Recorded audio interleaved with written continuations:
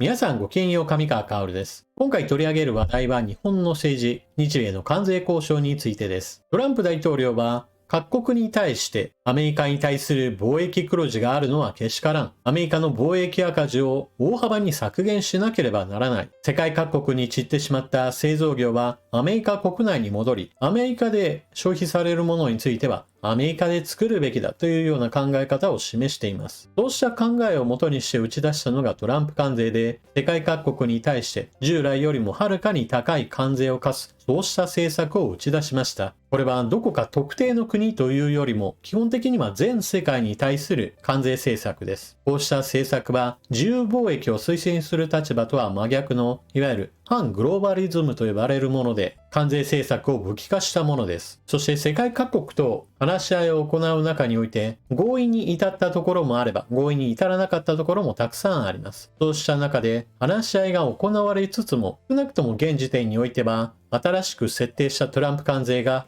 発行されました。ここで問題になったのは、日本がアメリカとの間で合意を結んでいた関税率について 15% で合意したのであるから、この 15% 以上かかるものについては、鉄鋼、アルミといった部分関税のものを除けば、基本的には全部この 15% で話が収まるとしていました。ところが実際には、従来からある関税にプラス 15% の上乗せといった形で発行されてしまいました。このため日本国内では話が違うじゃないかといった形で日本政府批判が高まっていきました。この件に関して担当していた赤澤議員はアメリカへと飛び、改めてアメリカ側の認識を正す事態に発展しました。まずはその関連の記事を確認しておきましょう。日経新聞より関税上乗せ、アメリカが修正、赤澤経済相が説明、軽減は7日に遡り適用。アメリカ相互関税の負担軽減措置をめぐり、赤澤経済財政再生省は、アメリカ政府が相互関税の大統領令を修正し、日本を措置対象に加えることを約束したと明らかにした。アメリカが徴収しすぎた分の関税は7日に遡って還付する。アメリカ政府は修正と同時期に自動車関税を下げるための大統領令も出すとの見通しを示した。アメリカ政府は7日に発行した新たな相互関税で EU に対して税負担の軽減措置を盛り込んだ。日本政府はこれまで日米合意により日本も軽減措置の対象になると説明していたが、7日時点では対象から外れていた。日本からアメリカに輸出する物品には今も負担軽減措置は取られておらず、7月に日米で合意したよりも多くの関税が徴収されている。赤澤氏は一連の会談でアメリカ側に極めて遺憾だと伝えた。赤澤氏によると、アメリカ側も軽減措置の対象に日本が入っていなかったことは遺憾だとの認識を示した。その上でア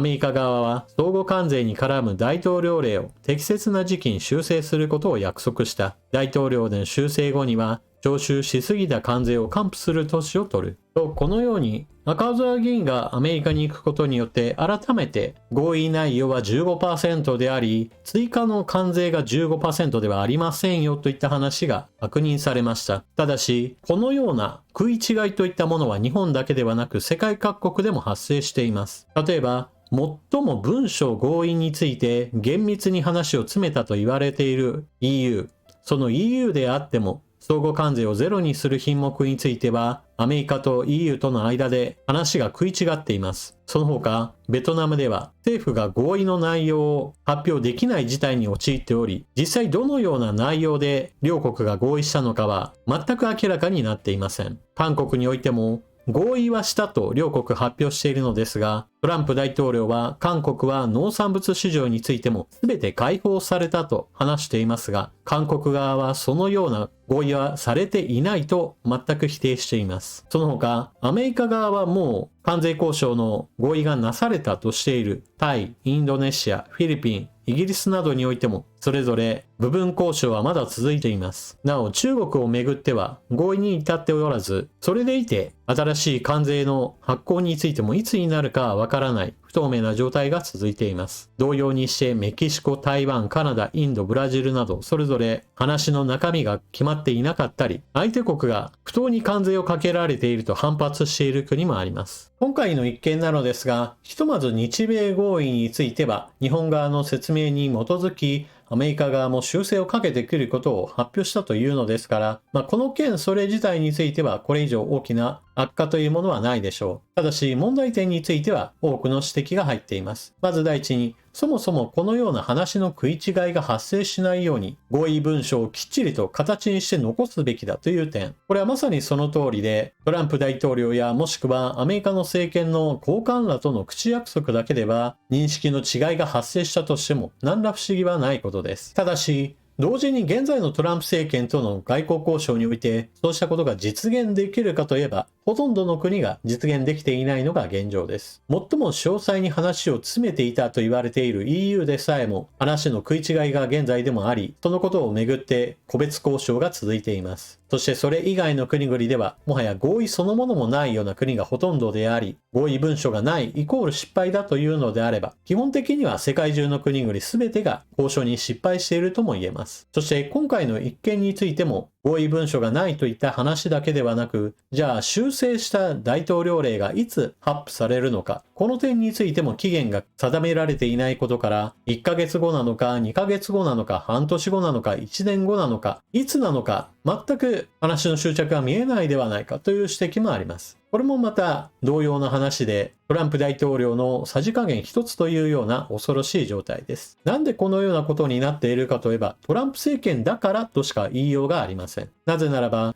従来の外交交渉においては、そもそも双方の担当閣僚や官僚たちが十分に準備段階で話し合いを行って双方の合意といったものが文書化されて積み上げられてきました。ですから本当の責任者が会う時というのは準備段階でもう話のほとんどが決まっており、あとは最終的な合意がなされるだけみたいな感じになっていたわけです。ところが現在のトランプ政権との間における外交交渉ではトップ同士の会談で全体の方向性が定まることもあり、その詳細については後から話し合いをしましょうなんていうことにもなってしまうわけです。このように従来のアメリカの政権とは異なる行動をトランプ政権が行っていることは押さえておくべきでしょう。もちろんそうしたトランプ政権に日本政府が完全に順応することが求められるわけですが、現在の石破政権ではそれができていないというのは批判されるべきポイントでしょう。むちゃくちゃなことを相手がやっているんだから仕方がないではなく、そうした無茶苦茶なことをやっている政権に対してもどう対応するか、そこが求められているわけです。ちなみに日本経済への悪影響なのですが、現在のトランプ政権になってから 15% になってしまったわけですから、日本経済にとっては有害な障害関税です。もともと提示された関税が 25% でしたから、それよりはマシというようなものです。ここにも非常に大きなポイントがあって、もともとが0か 2.5 かみたいな感じで非常に低い関税だったんだから今の関税率を受け入れるべきではないと主張する人もいます。確かにそのような気持ちはわかるのですが、アメリカが関税率をいくつかにするか、これはまさにアメリカ側の考え方一つであり、日本が以前はもっと低い関税だったんだからお前がそんなことをするなといったところで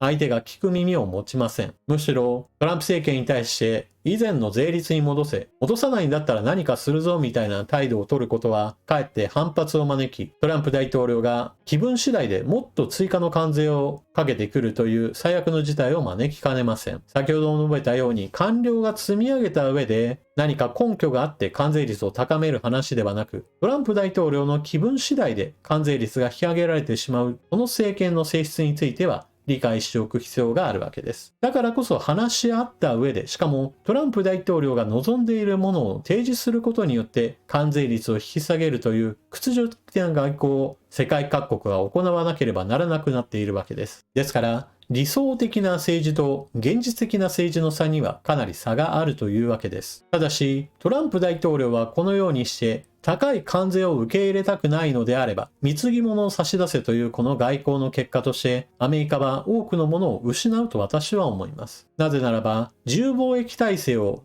自ら放棄し、高い関税率を課したことによる悪影響といったものは、アメリカ経済に大きな影を落とすこととなるからです。まず第一に、トランプ大統領はアメリカに対して貿易黒字を持つなというような形で世界各国に注意して回っているわけですが、なぜそのようなことになっているかといえば、それはアメリカで作るよりも他の国で作った方が確実に商品が安くなり、それによってアメリカの消費者が安く物を手に入れることができたわけです。しかし、関税率を高めることによってアメリカで作りなさいというのを強制すれば、それに伴ってトランプ大統領の望むようにアメリカ国内で作る企業は増えてくるでしょう。ただしそこには必ずのように今までは安く手に入れられた商品が確実に値上がりするといった弊害を生み出します。しかもここで問題なのは、アメリカで作ったその商品、海外へと輸出して稼げるかといえばそうではないことです。なぜならば、そもそも他の国で安く作っていて、しかもそれが自由貿易体制の中で世界各国で出回っている状態であれば、わざわざアメリカで高コストで作った商品が同じように世界に売り出すことができるかといえばそうではないからです。現在はトランプ政権になったばかりであり、新し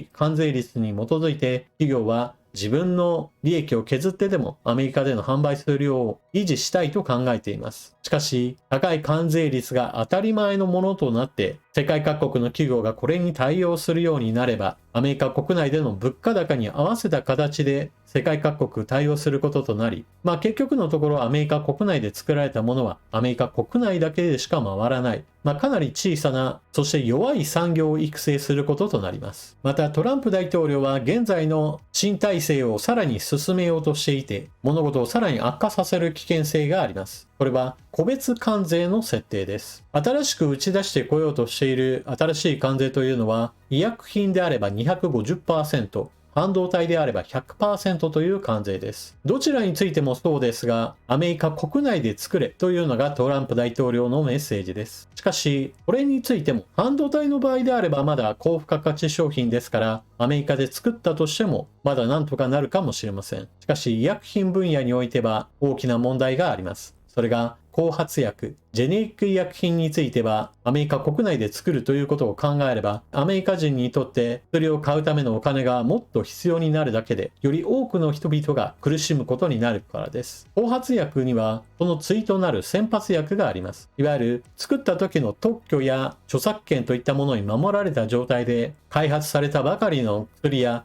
特許機関で守られている薬は基本的に高い値段で流通します。しかしそれはあくまでも研究開発費には非常に多くのお金がかかっているのであり、そのお金を回収した上で、さあ次の薬を作ろうというような新たな原資にもなります。そして創薬メーカーとしては欧米という具合にしてヨーロッパのメーカーも数多くあります。トランプ大統領はそうしたヨーロッパ製の薬についてはヨーロッパで作るのではなくアメリカで工場を作り、その上でアメリカ国内向けに作りなさいと言っているわけです。国内で作れば関税分が浮くんだからそれでいいだろうというのがトランプ大統領の言い分なわけですが、結局研究開発費を回収したいメーカーにしてみれば、アメリカでたとえ作ったとしても先発薬については高い価格を大幅に引き下げるわけにもいかず、結局のところ高い値段ですよという状態は変わらないわけです。それでいて先ほども述べたような、結局後発薬を含めて全体的な医療物資がアメリカに来るときには値段が高くなってしまうので、全体的に見ればアメリカ人にとっては病気を治すための負担がさらに重くなってしまうという問題に直結するように見えます。トランプ大統領は行き過ぎたグローバリズム、自由貿易体制の推進といったものが結局アメリカ人から雇用を奪ってしまった。だからこそ反グローバリズム、高い関税といったものを駆使して製造拠点を戻し、労働者の雇用確保を目指すといった政策を打ち出してきました。とにかく極端な政策といったものはその極端さゆえの弱点も抱えているものであり、この政策の行き着く先というのは基本的にはビッグテックをはじめとした一部の成長企業にとっては足かせにならなかったとしても、大多数のそうした超成長産業に関わっていないアメリカ人にしてみれば物価高に苦しむように私には思います。皆さんはトランプ政権の掲げる関税政策どのように評価しているでしょうか。ぜひともコメントしていってください。というわけで今回の動画はここまで。最後までご視聴いただきありがとうございました。チャンネル登録していない方はぜひともこの機会にチャンネル登録よろしくお願いします。それでは次の動画でまたお目にかかりましょう。またね。